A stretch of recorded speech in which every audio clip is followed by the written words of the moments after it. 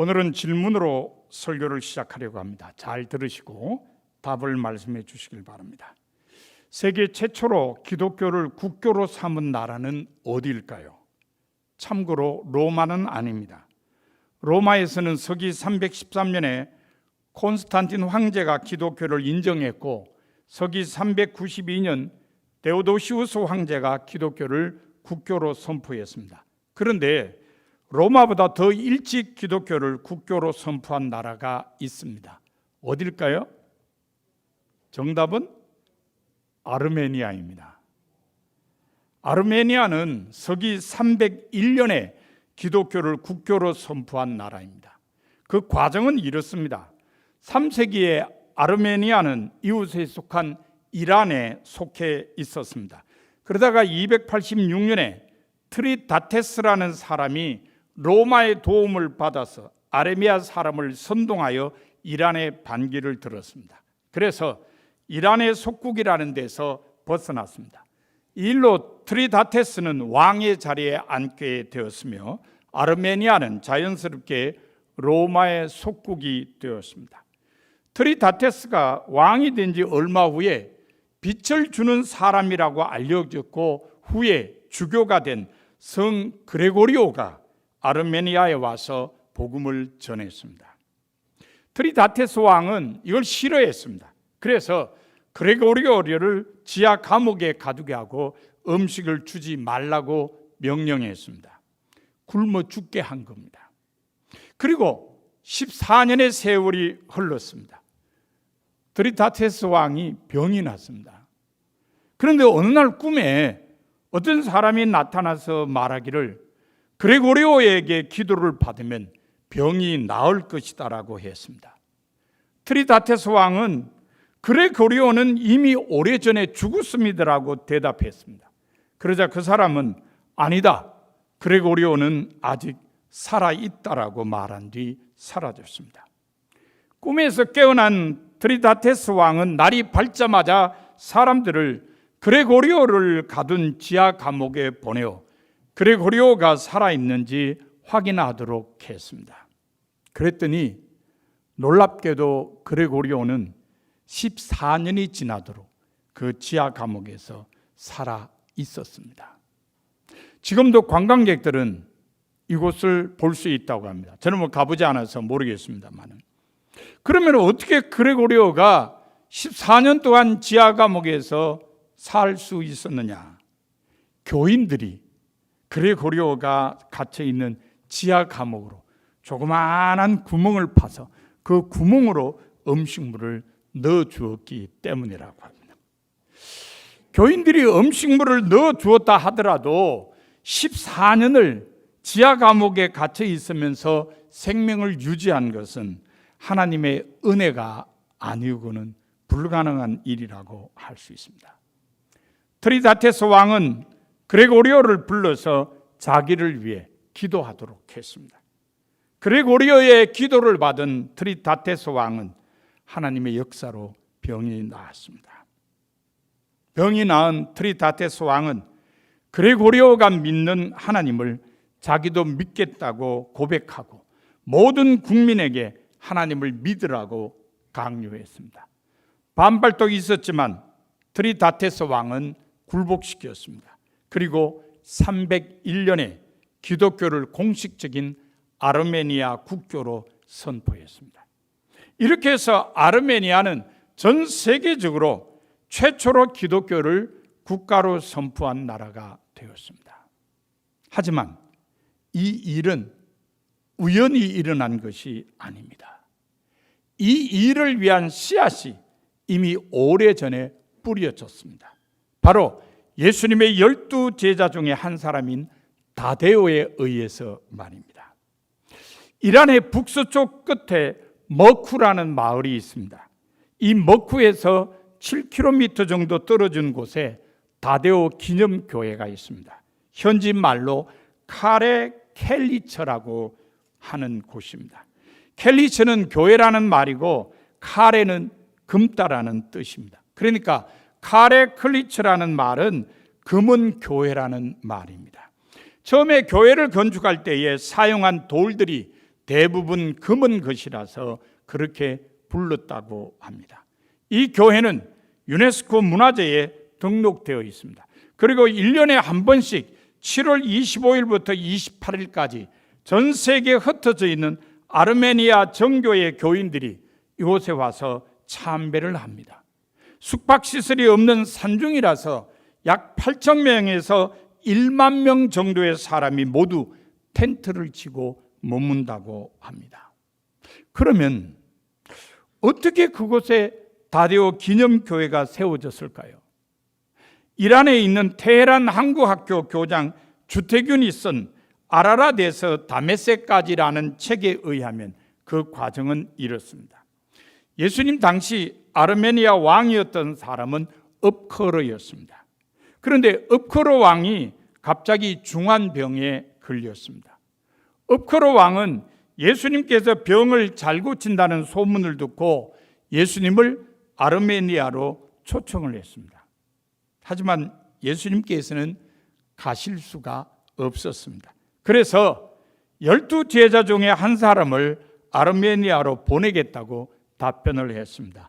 그래서 다데오가 아르메니아로 가게 되었습니다. 다데오는 예수님의 이름으로 기도하여 왕의 병을 고쳤고 이로 인해 읍커르 왕뿐만 아니라 야시어, 이 아르메니아의 수도 야시어에 있는 모든 사람이 예수님을 믿게 되었습니다. 다데오는 그들에게 일일이 세례를 베풀었습니다. 그 후 다데오는 그곳에 머물면서 계속 전도했습니다.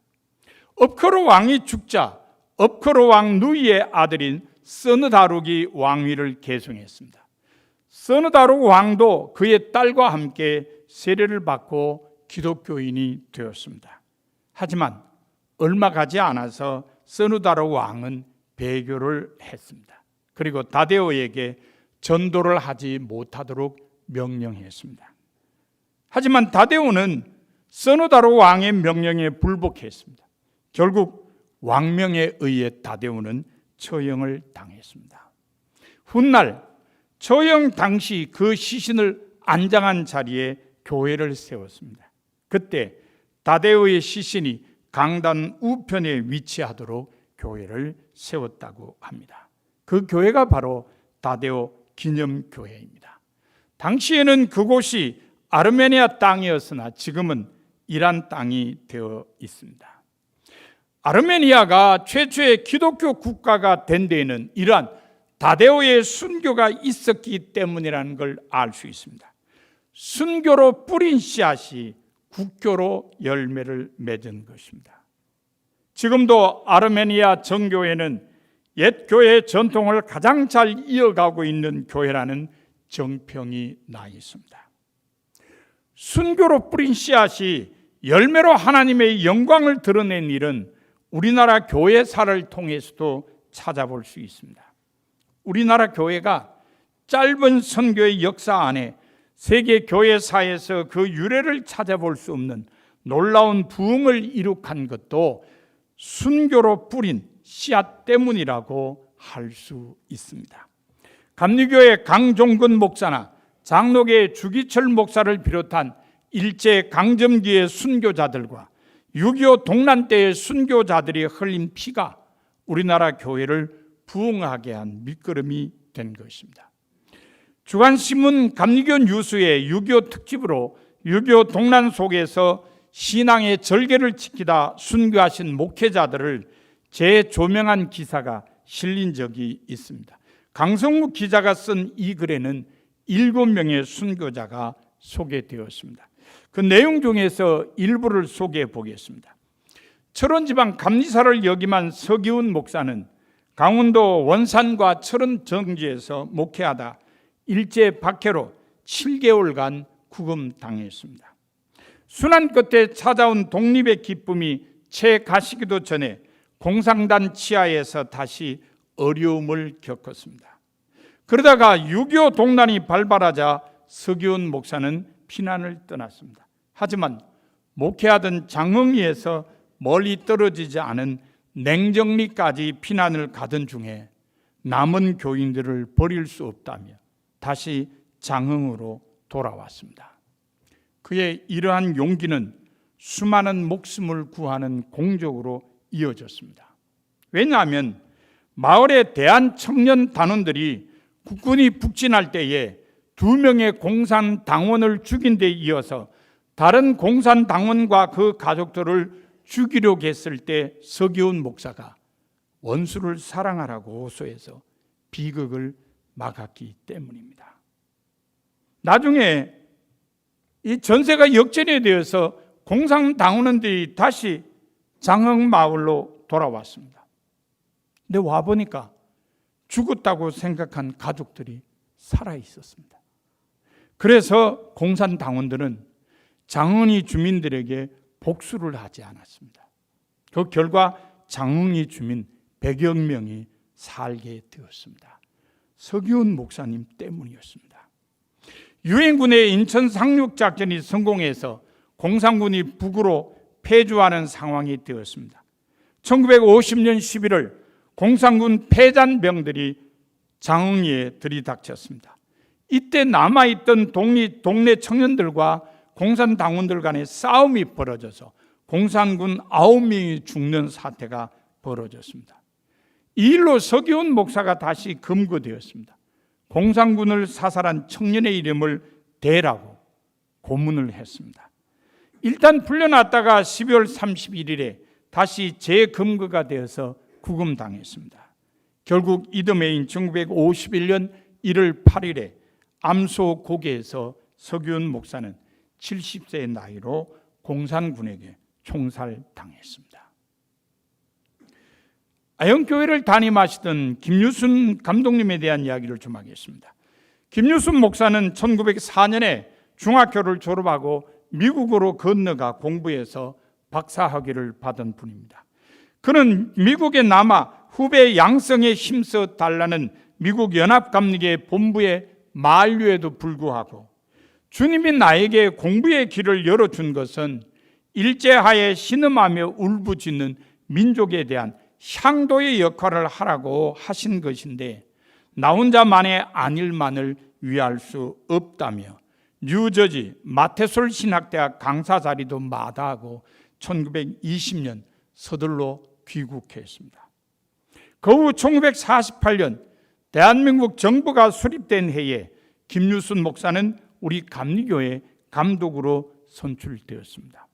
그러다가 6.25 동란이 발발하자 피난을 가지 않고 감독된 자로서 자기만 살겠다고 교단과 양들을 버리고 피난을 가는 것이 득스럽지 않다라고 하며 적의 치하에서 끝까지 아연교회를 지키다가 공산군이 전국적으로 비밀리에 내린 교역자 납치 및 사살령에 의해 1950년 8월 23일 날 체포당해서 서대문 형무소로 끌려갔습니다. 그 후 다른 교역자들과 함께 처형당한 것으로 전해집니다. 아버지가 3.1운동으로 고문당한 믿음의 집안에서 자란 도보길 목사는 1949년까지 당진교회를 비롯해 그 지역의 여러 교회를 크게 부흥시켰습니다. 그러다가 6.25 동란이 일어나자 교인들의 권유로 목회하던 삽교교회를 떠나 부여 지역으로 피난했습니다. 그러다가 9월 초에 도보길 목사는 아내에게 말하기를 여보, 살고 죽는 것은 하나님의 장중에 달렸으니 비겁하게 살지 말고 차라리 의롭게 죽읍시다. 그러면서 부인을 설득했습니다. 결국 교인들의 권고로 부여로 피난 갔던 도보길 목사는 죽음을 불사하겠다는 결단을 하고 가족을 이끌고 다시 목회지인 삽교교회로 돌아왔습니다. 그리고 교회와 남은 교인들을 돌보며 위로했습니다. 그러던 차에 1950년 9월 21일 후퇴하던 공산군이 남쪽 지도자들을 체포할 때에 36세의 도보길 목사도 체포해 삽교촌 뚝방으로 끌고 가서 총살했습니다. 임광호 전도사는 6.25 동란으로 공산군에 체포되어 신앙 포기를 강요하는 고문을 당하던 중에 1950년 삼내에서 순교했습니다. 임광호 전도사가 섬기던 하리성결교회가 부흥이 되고 동네 사람들을 대부분 교회로 나오게 되자 공산당원들이 못마땅하게 생각한 것이 그 원인이었습니다. 아픈 사람들을 위해 발벗고 나서 돕는 임광호 전도사의 품행 때문에 각 동리마다 임광호 전도사를 칭찬하고 수많은 청년이 뒤따르자 공산당원들은 임광호 전도사를 지서로 불러가 조사를 하고 풀어주기를 몇 번씩이나 되풀이하며 협박했습니다. 결국 1957년 7월 10일 임광호 전사는 공산당원들에게 끌려갔고 그 후로 돌아오지 않았습니다. 삼내 초등학교 치안대에 갇혀 있다는 소식에 아내가 면회를 가서 보았지만 두 번째 면회를 갔을 때 임광호 전도사는 없었습니다. 임광호 전도사의 처형 이유는 예수 믿는다는 것 하나였습니다. 살아남은 사람들의 증언에 의하면 공산당원들은 이런 놈은 총알이 아까우니 몽둥이와 삽과 괭이로 때려 죽여야 한다고 협박도 하며 예수를 안 믿고 공산당에 협조하면 당장 살려준다고 회유도 했다고 합니다. 그러나 임광호 전도사는 오히려 당신들도 예수를 믿으라고 더 강하게 전도하며 최후를 맞았다고 합니다. 김동철 목사는 일제강점기에 중국의 목단강가에서 거린처럼 불황하는 국적 없는 한국인들을 도우며 예수님의 사랑으로 감사 안는 목회를 했습니다. 해방 후 김동철 목사는 서울에 와서 만주 용정, 신경, 하얼빈에서 귀국한 이들을 먹이고 재우며 돌보는 일을 시작했고 교회도 세웠습니다. 이 교회가 지금의 서소문 교회가 되었습니다. 그러다가 6.25 동란이 발발하자 김동철 목사는 식구들만 피난시키고 교회에 남아서 갈 곳 없는 교인들과 함께 숙식을 하다가 8월 23일에 공산군에게 체포되어 서대문 형무소에 수감되었다가 처형되었습니다. 6.25 동란은 이외에도 수많은 순교자가 이 땅에서 피를 흘리게 했습니다. 하지만 그들이 순교로 뿌린 씨앗이 있었기에 지금 우리나라 교회는 부흥이라는 열매를 얻을 수 있었습니다. 오늘 제가 순교라는 무거운 주제로 설교를 하는 이유는 오늘이 우리 감리교회가 지키는 순교자 기념주일이기 때문입니다. 순교자 기념주일은 매년 6월 마지막 주일에 지킵니다.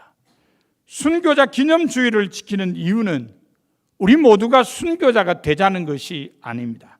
무엇보다 순교자를 잊지 말자는 것입니다. 또한 순교자의 신앙을 기리자는 것입니다. 그리고 순교자의 신앙으로 살기로 결단하자는 것입니다. 순교자의 길은 하나님의 특별한 섭리가 있는 길입니다. 그리고 그 선택은 하나님의 절대적 주권에 달려 있습니다. 그러나 순교자의 신앙으로 살아가는 것은 마땅히 모든 성도가 가져야 할 믿음의 자세입니다. 그러면 무엇이 순교자의 신앙일까요? 오늘 본문은 그 답을 우리에게 주고 있습니다. 그것은 바로 예수님께서 말씀하신 것처럼 자기를 부인하며 자기 십자가를 지고 주님을 따르는 것입니다. 그렇습니다. 주님을 바라보면서 자기를 부인하고 자기 십자가를 지고 한결같은 걸음으로 주님을 따라가는 성도는 이미 순교자의 길을 가는 것입니다. 그리고 그 길이 바로 우리 모두가 걸어야 할 신앙의 정도입니다. 우리가 순교자의 신앙으로 씨앗을 뿌릴 때 우리의 후손은 우리가 뿌린 씨앗으로 인해 복된 열매를 얻을 수 있을 것입니다. 우리 가정에서 우리의 후손이 우리가 뿌린 씨앗이 주는 복된 열매를 얻을 것입니다. 우리 교회에서도 우리 믿음의 후손이 우리가 뿌린 씨앗이 주는 복된 열매를 얻을 것입니다. 사랑하는 성도 여러분, 주님께서 오늘 순교자 기념주일을 지키는 여러분에게 순교자의 신앙으로 살라고 말씀하십니다. 자기를 부인하며 자기의 십자가를 지고 주님만을 따르라고 하십니다. 그렇게 하여 복된 열매를 가져다주는 씨앗을 뿌리라고 하십니다. 여러분 모두 주님의 말씀대로 자기를 부인하며 자기 십자가를 지고 주님만을 따름으로써 복된 열매를 가져다 주는 씨앗을 뿌리는 성도가 다 되시기를 바랍니다.